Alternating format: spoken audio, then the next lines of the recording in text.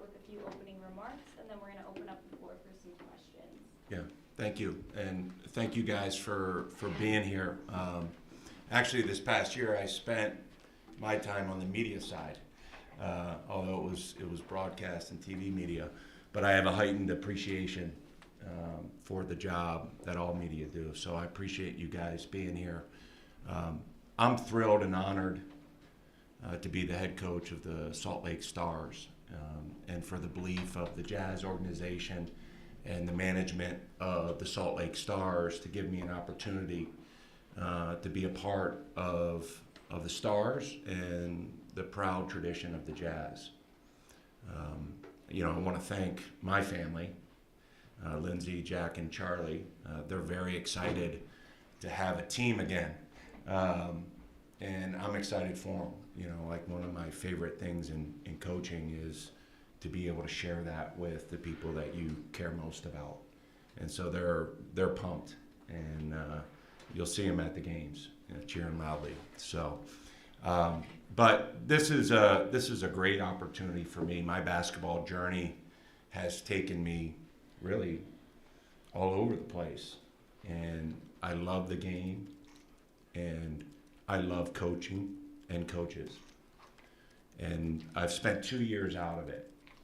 If you don't count the 7th and 8th grade teams I coached in Park City. I do, but most people don't. I actually think it's actually pretty good training. But I've spent 2 years out of coaching, and really, especially this past year, there were things that I really missed about coaching. And as a head coach or any type of coach, you have the ability to impact people and make deep connections with people. And I miss that. And I look forward to the opportunity to do that with both the staff and the players. I'm honored to have that opportunity and responsibility again. The second thing I missed about coaching was being a part of a team, and the opportunity to be a part of a group and to help move that group forward to both the individual and collective goals of the Stars and the Jazz is something I'm thrilled about. And so, I think one of the exciting things about coaching here is the quality of people. I've spent 2 years in Park City, and during those 2 years, the Jazz organization, Justin and Danny and those guys, and Quinn, who's a good friend of mine, were very generous with allowing me to observe and watch them work. And I love watching coaches and players work. And so through that time, I got to know the organization at a deeper level, beyond the Stockton Malone era when I was a kid, just marveling at the pick and roll. I am looking forward to honoring the commitment they showed to me, and looking forward to working with Marquise. During this process, I've gotten to know him at a deeper level, and because of my experiences, I can recognize outstanding people that are super talented. So I'm looking forward to partnering with him to try to create an environment with the Stars that can be beneficial to the players who are under our watch and to the Jazz organization as well. So I couldn't be more thrilled. I'm ready to get started. When I was planning my summer, I didn't have this on my bingo card. So I'm juggling a few balls between running my own camps for kids and trying to figure out what needs to be done with the Stars. So I'm thrilled to be here and look forward to working with all of you as well this season. Who wants to start with the first question? We're going to go Eric Golden to Salt Lake Tribune. Okay. Hi, Coach. Hi. So you said in the Seth Davis piece that you felt like you were a better coach at that point than you were when you left Marquette. Can you kind of elaborate on that? Yeah, I think, one of the things in coaching is, at least for me and from the coaches I talk to, for them too, you're moving 1,000,000 miles an hour. And so the inertia of the job, sometimes you're just always on to the next thing. And I didn't do a good job of, at times, like carving out time to self-reflect and really figure out, the things that I needed to do to be better, because there was always tasks to be done, especially in college. And the time away gave me a chance to study and watch, and primarily the people in the Jazz organization, whether it was Quinn 2 years ago or Will this past year. I got to study what some of the best coaches in the world do. And it opens up your eyes. And so I think it was a combination of kind of self-reflection, but also, going out there and learning about the game from some of the best people. Because a lot of times, I can speak for college in general, it's really hard to carve out that time. And so for these 2 years, I feel like I'm a better person, and I feel like I know more about the game. And when you marry those two things, my hope is it produces a better coach. Look, I haven't coached at the NBA level. I've been a head coach for a long time, and I've been in basketball at a high level for a long time. But as I sit here, I have the humility to know that I don't have all the answers, and I'm going to need help and guidance, and I have a lot to learn. But I also sit here with the belief that I will give the effort that is worthy of the commitment that the Stars and the Jazz have made to me. What is your connection to Utah? Like, what brought you to Park City? Yeah, so my wife Lindsay is from Utah. We actually got married in Deer Valley. And so, her family is still here. And, when COVID hit, like everything shut down, and I wasn't allowed to actually even be on the Marquette campus for like 3 months. So we just headed west. And while I spent a significant amount of time in Utah for, really the last close to 2 decades, we got to spend an extended amount of time in Park City right in the beginning of COVID. And we bought a house. And then when everything, I got fired at Marquette, we moved out here full time. I love Utah. And if you would have asked me as a 16-year-old growing up outside Baltimore City, like, you're going to live in Utah someday, I would have been like, I don't know about that. But I've fallen in love with the place, and my kids love it. And, that's really important to me. So that's my connection with Utah. The GLeague is insane. You've got players coming up and coming down all the time, Yeah. right? Like, just so much turnover. And how do you kind of attack that challenge, and kind of what interests you about the GLeague in general?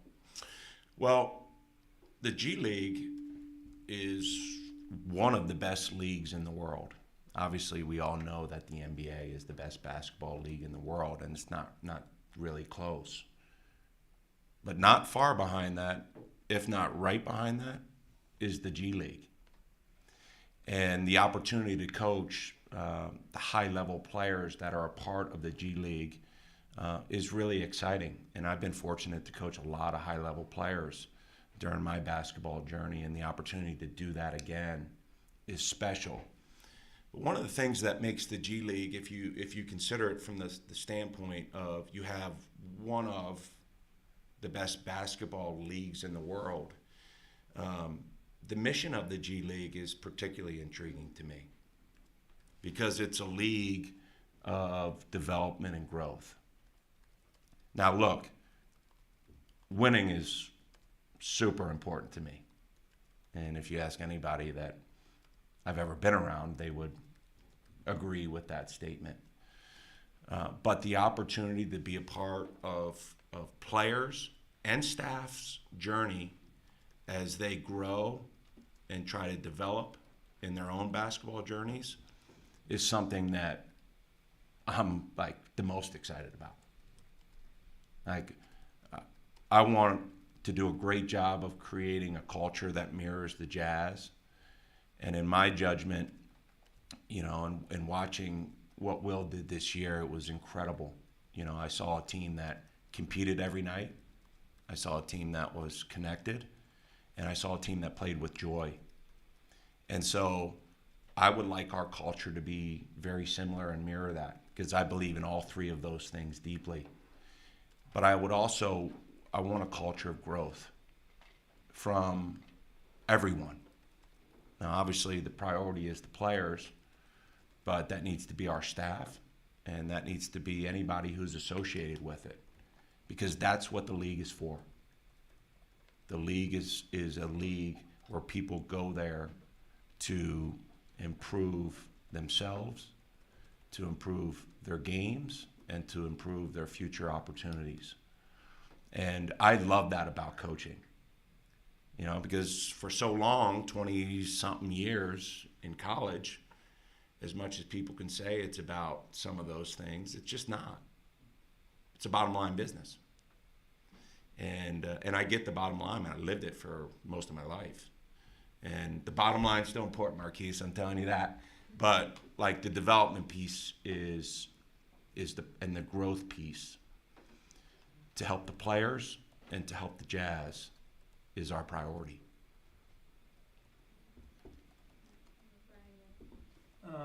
You said you learned some things coaching 7th and 8th grade middle school. I'm curious if you could elaborate on what you learned. Well, you know, communication is so important, and meeting people where they're at is so important in coaching. And you know, sometimes simpler is better. And so, what coaching?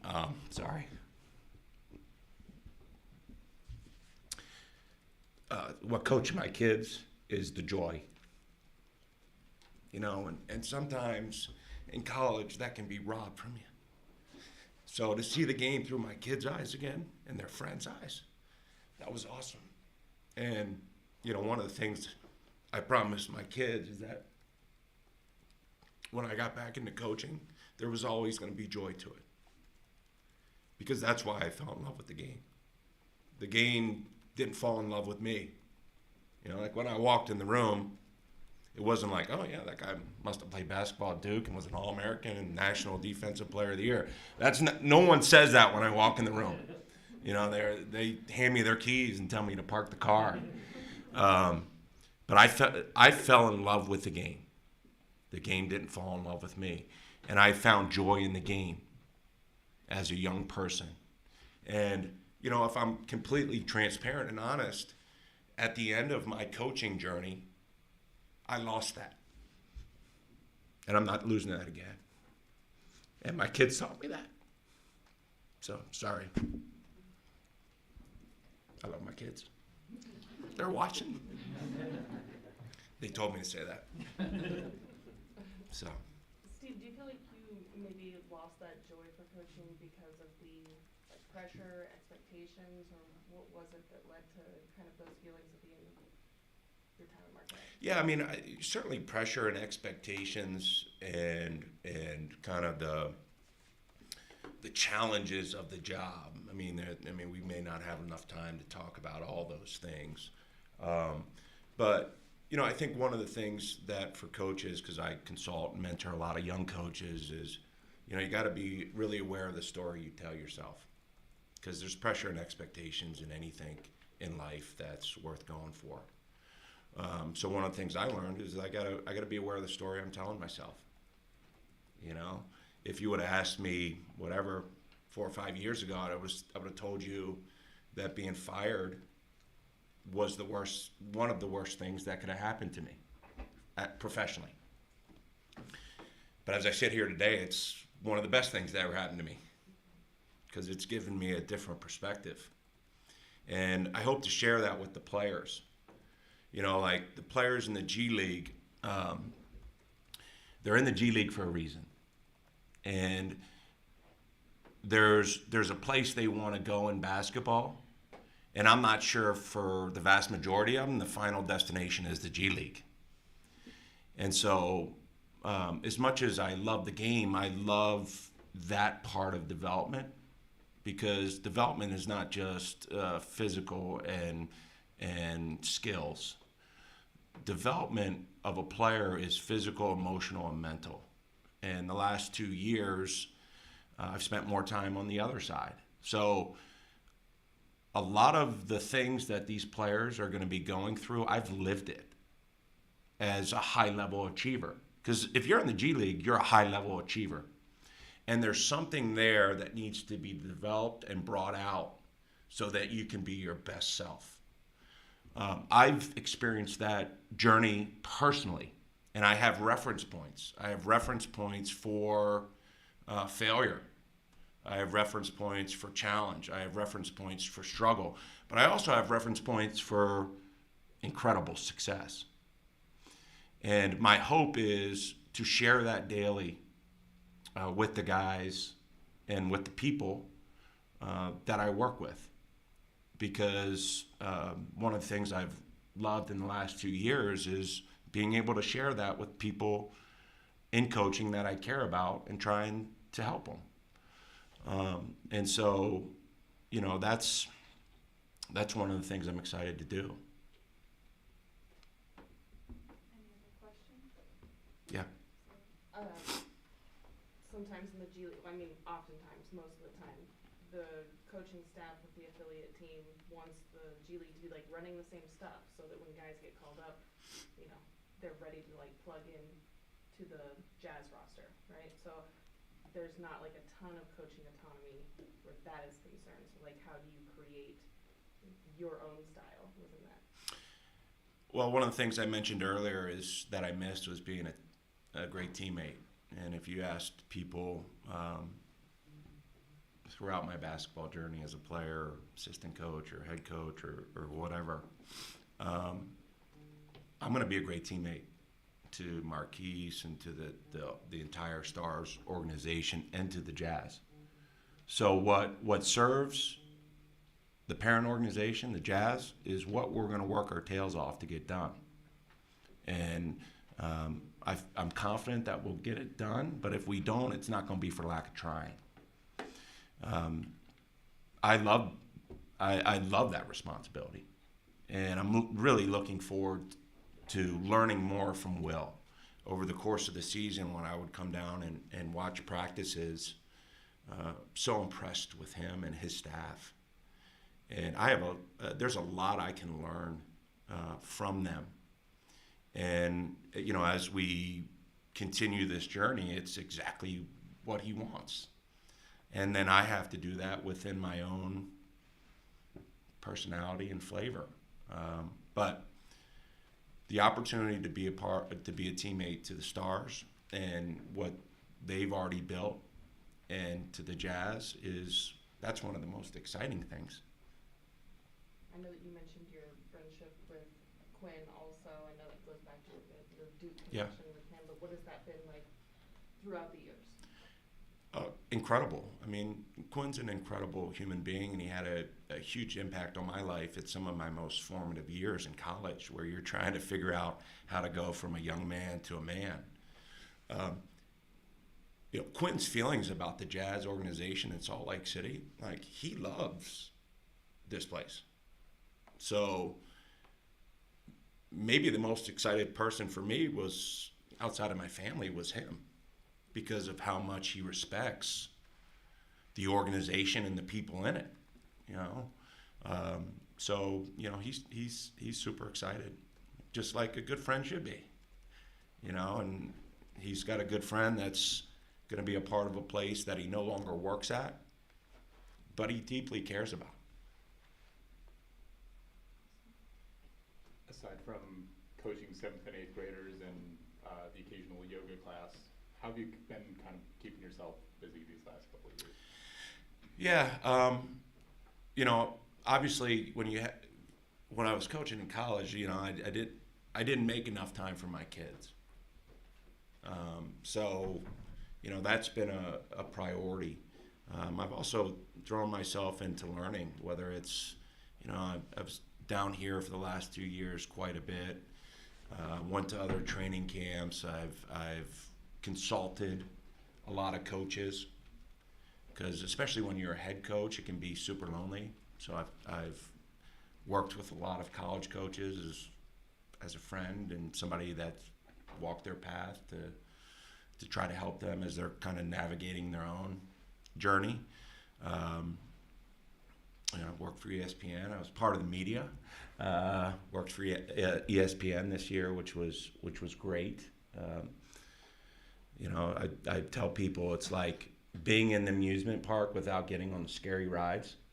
You know, like being in TV and calling basketball games. But I'm ready to get back on the scary ride. So. Any last questions? Do you have any previous relationship with Dwayne? Dwayne Wade? Yeah. So I was part of the staff that coached him in 2008, with the Redeem team. You know, he may have been our best player. And then, yeah, I was at Marquette. So, you know, like all the time leading up to, you know, my experience with the Olympic team from 2006 to 2012, both Beijing and London. But Dwayne was really in that first group. And then that experience led to his time at Marquette, and he deeply loves Marquette and should. So I got to be around him then. And then, you know, I saw it when I was down here over the past couple years, ran into him. So, you know, he's a special human being. Okay, I think that's. And we'll take him if he's ready to come out of retirement, right? We'll take him. So, thank you guys. Thank you.